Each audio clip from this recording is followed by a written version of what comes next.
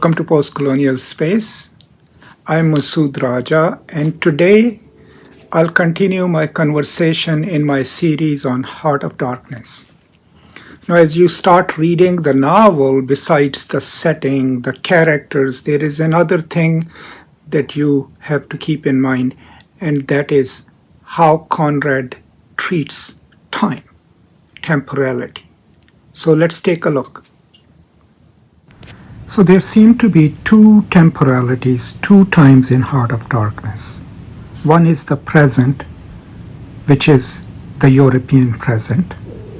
And then everyone else, the Africans and others that we encounter, they are placed in a different time, in a past time, even though they coexist with Europeans. So the question is, what purpose does it serve? What does it mean? So now if we try to figure out why is it that when Marlow talks from the very sentence that he utters, and that is, this too was one of the dark places of the world, right? When he's talking about the river Thames, and then juxtaposes his entire journey up Congo as if it happened in a different time. And when he talks about African characters, Africans, he calls them prehistoric men. So behind this view of looking at Africa or other non-Europeans is a certain culturally specific Eurocentric view. And we can understand it if we understand two interrelated concepts.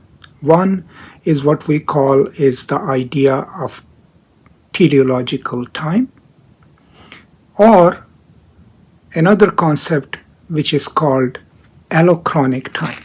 So teleological time is pretty simple, that if you think that time has a telos, it moves from past to present and keeps going on. That's the teleological movement of time.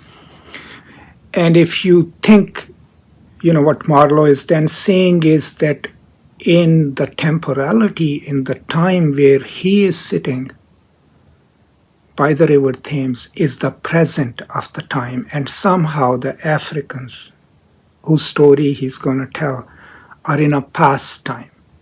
That's one way of looking at it.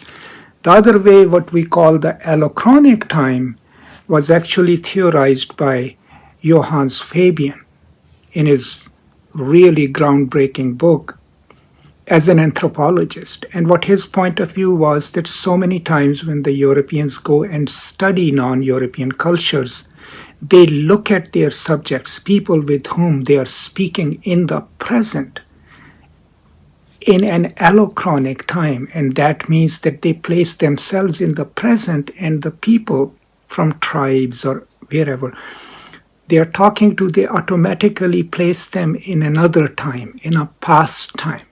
And that is what he calls allochronic time or allochronic discourse. And against that, what he encourages is what he calls coeval time, time at the same time. Acknowledge that the people you're talking to exist in the same moment in history as you, hence are not inferior to you. So by placing the Africans in a past time, formalistically, it creates a tension in the story, right? That we are looking at these Africans, and the tension is that when Marlow sees them, he also acknowledges their humanity. And even though he keeps using the terms as prehistoric, right, for them, we know that they exist in the same time. And then what we learn and see what's being done to them, I think, becomes even clearer. But on a different note, this mode of looking at non-European places, non-European people is very central to European way of looking at the world, where they imagine their own world in the present and everyone else is in the past and hence behind. And that way, even without uttering it, without saying it, you can posit that somehow Europe is more advanced while everyone else has not caught up yet, right? So a lot is built into this view of time.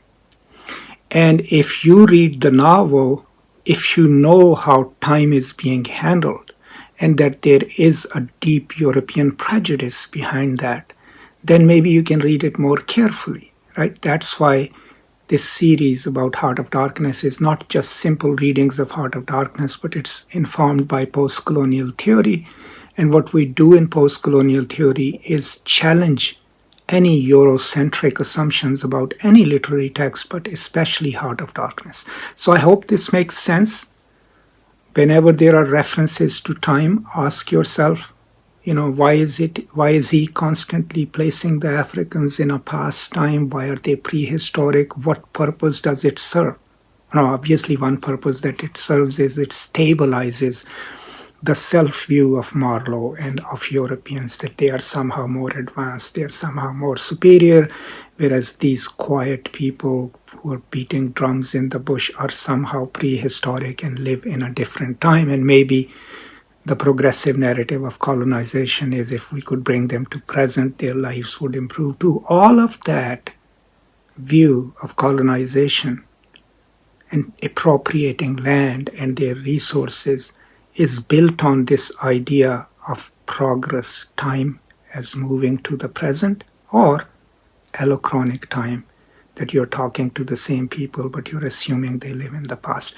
Keep these things in mind when you read the novel. I hope this was helpful. Let me know what you think in the comments. If you have any questions, send them my way, and I will be developing more brief videos about Heart of Darkness, over the next few months or so. Thank you so much. Thank you for being here, and as always, peace and love.